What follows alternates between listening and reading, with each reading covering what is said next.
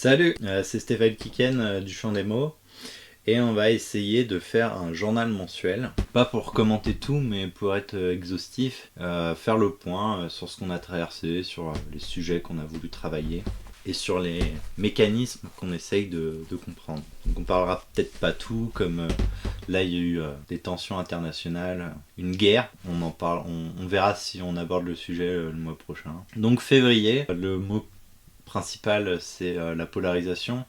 Ça a commencé fort avec la mort de Quentin. Toutes mes condoléances. Du coup, il y a eu des réactions, des camps, des antifas, des threads, des plateaux. On a vu une vidéo, on a réagi. Enfin, en fait, il y avait beaucoup de choses, mais c'est la vidéo de Clément Viktorovitch, qui dit on reste calme, on réfléchit, mais je trouvais qu'il alimentait la polarisation. Du coup, on s'est dit qu'on allait commenter. Voilà, la polarisation américaine ne s'est pas faite en un jour, elle s'est installée récit après récit. Les grands rassembleurs élargissent le cercle, les sociétés se fracturent quand chacun nourrit le sien. On va rappeler qu'on essaye de se rassembler plutôt que de diviser. Du coup, on s'est dit que c'était peut-être pas assez suffisant, parce que c'est on lance une bouteille à la mer. Du coup, on a écrit au Canard Réfractaire, parce qu'on les aime bien. D'ailleurs, ce qui est marrant, c'est qu'on s'est trompé, on a aussi envoyé au Canard Enchaîné. Je sais pas si c'est ma dyslexie ou pas. Voilà, pour approfondir un peu le message qu'on a voulu tendre, on a été formé par l'éducation populaire, mais aussi par la méthode freinée. Il fallait aussi critiquer les professeurs et les dépasser ou se les approprier et évoluer. Enfin, on parle de 1000 grammes, ils arrivent à prendre du recul, on leur demande d'essayer de ne pas attiser les flammes de la polarisation. On a écrit pour le coup, parce qu'on s'est dit tiens on va préciser un petit peu plus, ça suffit peut-être pas. Alors on a écrit un article, tendre l'élastique. Voilà, on se divise et on va tomber dans le gouffre. Donc en fait c'est pour essayer d'expliquer le mécanisme de la colère, de la justification après l'impulsion. C'est une façon d'intellectualiser une forme de déni,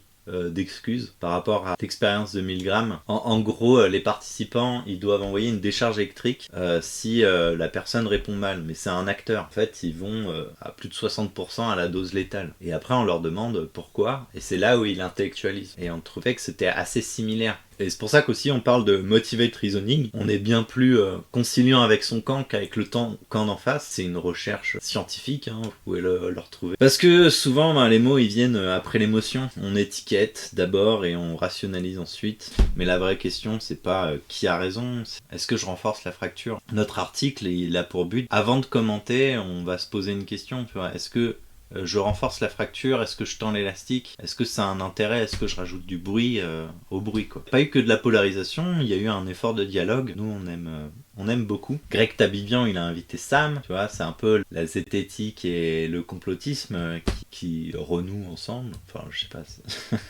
si on peut dire renouer, mais qui discutent. Et après il y a eu un live avec Thomas Durand, donc nous ça nous met du baume au cœur quand on voit ça, parce que c'est pendant longtemps ils se sont critiqués et là qu'ils prennent le temps de discuter, ça fait du bien. Pas parce que tout est parfait, mais il y a un effort. En fait, l'effort, ça oblige à ralentir, à trouver des angles morts. Et nous, ça nous rappelle aussi que chacun peut aller vite, simplifier. On peut caricaturer, parler à chaud. J'en parlais à ma sœur il n'y a pas longtemps. Et c'est ce que j'essaye de faire à travers les articles. Au moment où je le fais, ou quand je pose un commentaire, j'essaye de prendre du recul et de la distance. Mais après, on est tous humains, donc ça se comprend. Et donc, le mois de février, ça a été surtout de la fatigue et un moment de ralentissement. Pas évident à assumer, mais en fait, concrètement, j'ai pas fait grand chose.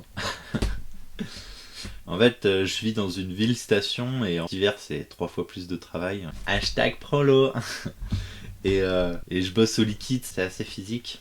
Et en plus, avec la salle de sport, voilà, je suis souvent fatigué. En fait, je me mettais la pression sur le blog pour avancer, pour construire et finir les fondations, même s'il est quand même pas trop mal, là. Mais il fallait ralentir. Comme je l'ai dit dans un petit short des résolutions, en fait, l'hiver, on dort, quoi. On essaye de récupérer et parce qu'en ralentissant en fait j'ai pu recevoir ma sœur dans un bon mood, moins stressé, moins tendu, et en petite rando on est allé manger dans des refuges dans la montagne avec des bonnes fondues, on a pris le soleil, il a fait super beau et on l'a senti. Et dans ces moments de ralentissement on a vu je pense un film qui m'a fait vraiment du bien.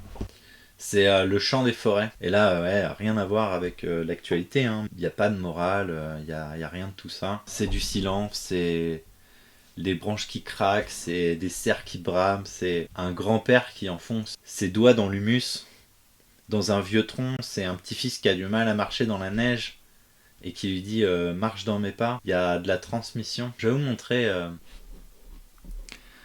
voilà un beau récit d'initiation à la photographie animale, parce que c'est vraiment magnifique.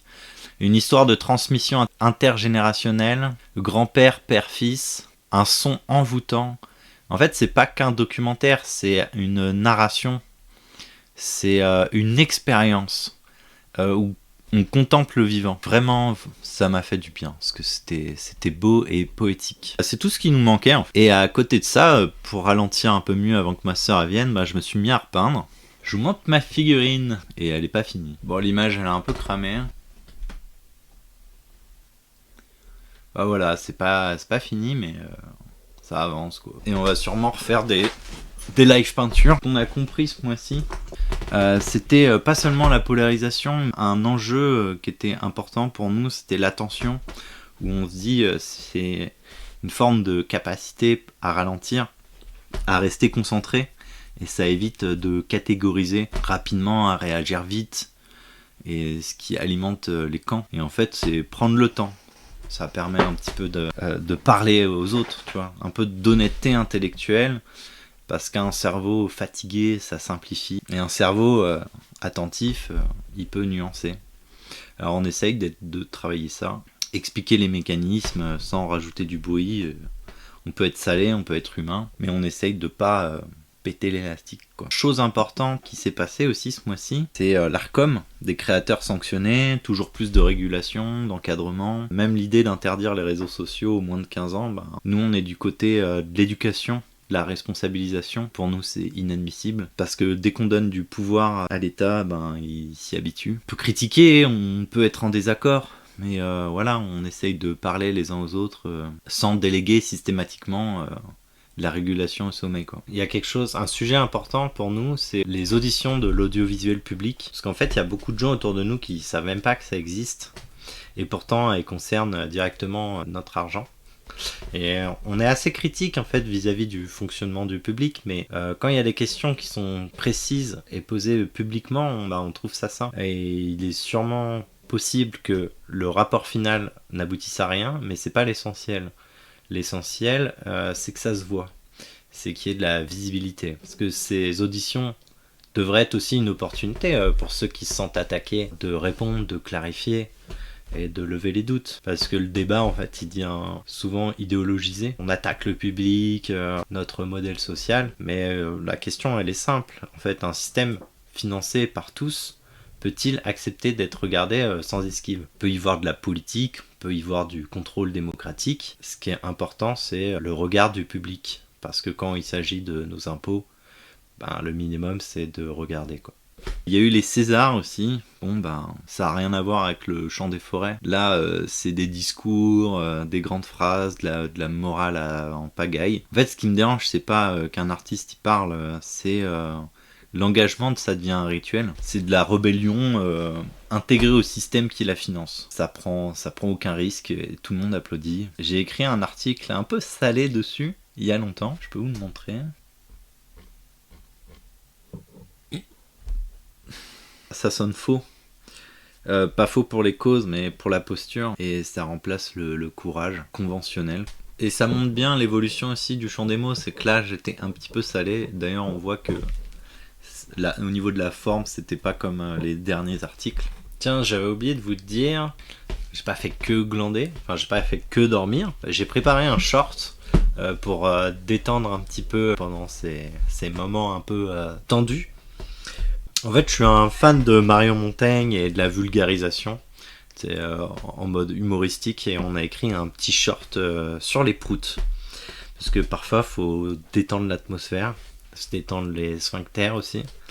Le script, il est prêt, les images sont prêtes. Il n'y a plus qu'à finir. Je vous fais des bisous et j'espère que vous avez fait un bon mois et que vous allez passer le prochain avec brio, avec panache.